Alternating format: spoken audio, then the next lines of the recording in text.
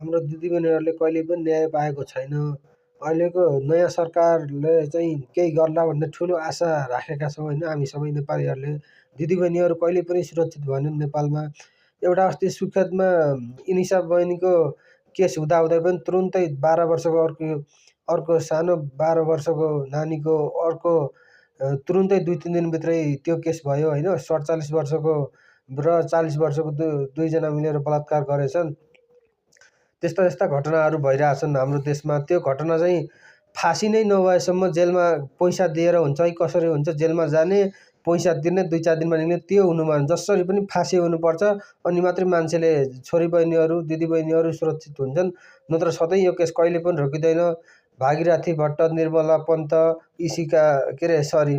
इनिसा week जस्ता दिदीबहिनीहरू भोलि सयौँ हजारौँ दिदीबहिनीहरूलाई यो घटना हुनसक्छ। त्यही भएर फाँसीको सजाय हुनुपर्छ। अहिलेसम्म अत्तो केही पनि भएको छैन। यो केस भइरहेछ। यदि नयाँ सरकार बन्न बित्तिकै त्यसलाई यदि फाँसी भएन भने कहिले पनि सुरक्षित हुँदैनन्। यो चाहिँ एकदम रासोपाले ध्यान राखोस् है।